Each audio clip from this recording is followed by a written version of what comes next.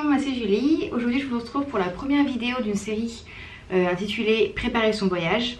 Et donc comme vous avez pu le deviner dans le titre, aujourd'hui nous allons résoudre un problème existentiel qui est de choisir sa destination. Donc oui, c'est vraiment un problème de gens chiants.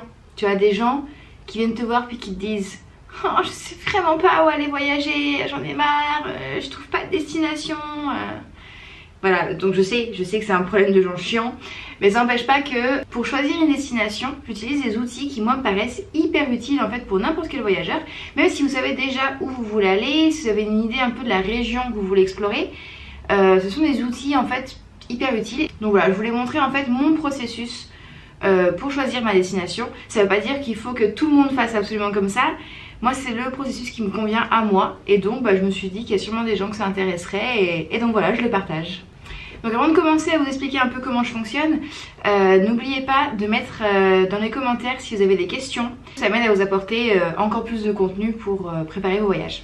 Donc pour choisir une destination, moi personnellement, et ça n'implique que moi, mes critères de sélection sont le prix, la sécurité et l'ambiance slash la facilité de faire du stop.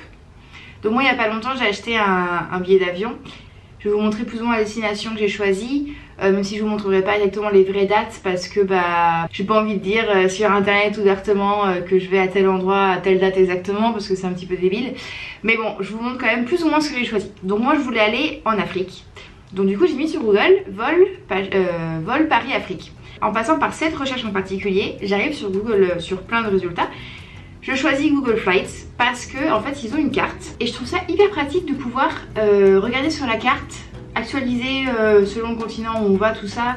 Et donc c'est comme ça que je commence à regarder déjà un peu les prix des billets. Donc il y a des pays où les billets sont vraiment pas abordables, enfin, pour mon budget en tout cas c'est pas du tout faisable. Donc du coup je zappe. Ou alors je regarde le pays d'à côté. Et j'aime bien en fait qu'avec la carte justement je peux comparer tous les prix visuellement.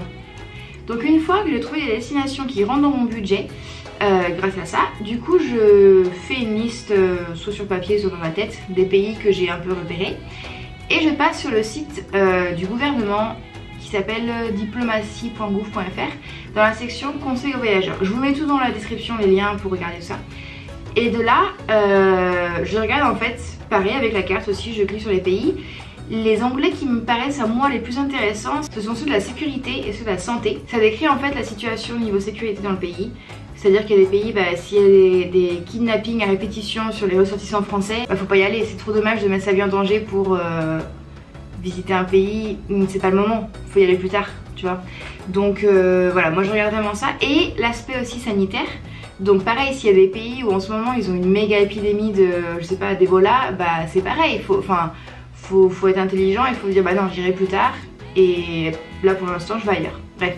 En fait je suis très visuelle et donc forcément j'aime bien voir des cartes des pays où je vais pour surtout apprendre aussi la géographie du pays et une fois que je suis là-bas pouvoir me repérer, savoir un peu la distance, tout ça.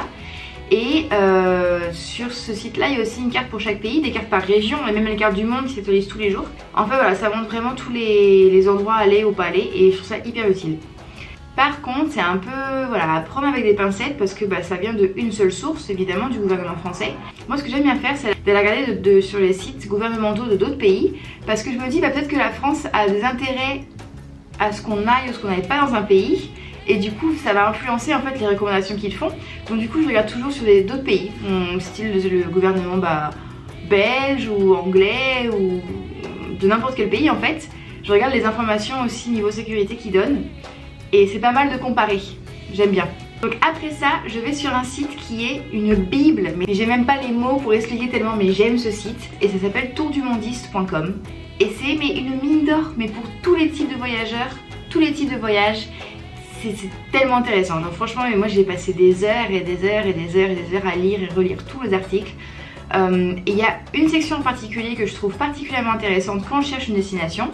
C'est la section sur les visas. Donc déjà il y a toute une explication en fait sur qu'est-ce que c'est un passeport biométrique, comment ça se fait, les visas, la zone Schengen, qui a besoin d'un visa pour tel pays. Donc ce site étant fait par des Français, il donne l'information pour des gens qui ont la nationalité française avec un passeport français. Dans leur site ils donnent aussi les liens vers l'équivalent en fait pour les Canadiens, pour les Suisses et pour les Belges. Si je trouve pour d'autres nationalités francophones je les mettrai aussi dans la description.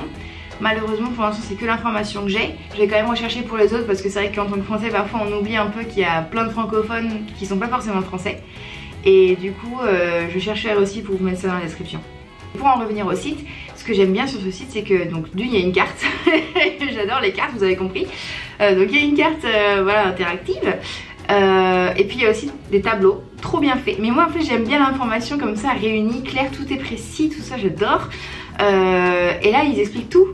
Et en fait mais c'est tellement un travail de ouf ce site. Et surtout cette page là pour les visas parce que c'est l'information pour chaque pays quoi. Enfin je trouve ça génial en fait que des voyageurs tu vois aient fait ça comme travail pour d'autres voyageurs. Enfin je recommande mais à 10 000% ce site. Une fois que j'ai vu dans quel pays il y avait des billets d'avion pas chers, où la sécurité était ok pour voyager, pareil niveau sanitaire. Et une fois que j'ai regardé du coup les visas, genre si moi avec mon passeport français je peux y aller facilement, si le visa est pas trop cher. Une fois que j'ai fait tout ça, je vais sur mon autre bible qui a du coup et surtout pour les autostoppeurs, qui s'appelle Hitchwiki. Donc je pense que les gens qui ont déjà fait du stop connaissent comme moi ce site de A à Z. Ceux qu'on n'a encore jamais fait, bah justement c'est l'occasion d'y aller parce que ça va vous donner plein de conseils, de motivation, d'informations hyper utiles. En fait c'est la communauté de voyageurs qui contribue à la page et donc chacun ramène un peu son information, son ressenti et contribue à créer en fait ce Wikipédia du stop. Et je regarde en fait les retours des gens. S'ils ont trouvé ça safe ou pas safe, si c'était facile de faire du stop, si les gens étaient accueillants, voilà, la vie est chère là-bas. Et aussi un truc que je trouve hyper important, il y a beaucoup de fois en fait où les gens expliquent si les routes sont dangereuses ou pas. Et ça je trouve que c'est une super information et je suis en train de me dire qu'effectivement les gens qui voyagent en bus, vous devriez aussi vous renseigner sur ça. Parce que des fois il y a des pays où on n'imagine pas du tout. Les routes, c'est en fait, t'es dans un bus minuscule tout ça, puis t'as un précipice de 1500 mètres. Et t'as des petites croix tout le long de la route où c'est des gens qui sont morts dans des accidents. Et là franchement tu te chies dessus. Donc c'est bon de le savoir avant. Et donc après tout ça je regarde sur Facebook.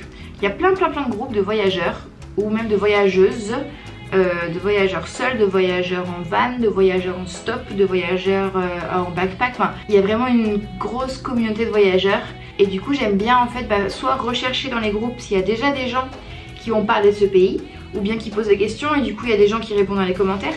Et puis si vraiment il n'y a aucune information, moi je mets un petit post et puis je demande voilà est-ce qu'il y a des gens qui y sont allés, pas qui ont entendu dire aux infos que non, qui y sont allés, quel a été votre ressenti, des conseils. Et comme ça au final c'est vrai que ça finit de me convaincre ou pas d'aller dans le pays ou pas. Donc voilà, c'est tout pour aujourd'hui sur le thème de choisir sa destination.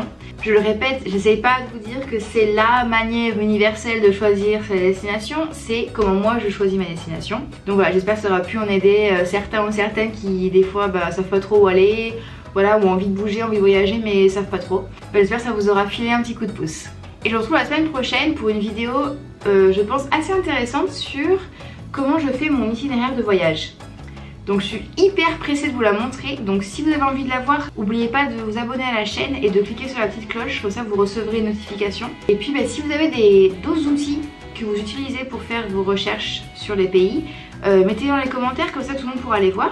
Et puis je vous retrouve la semaine prochaine, bisous!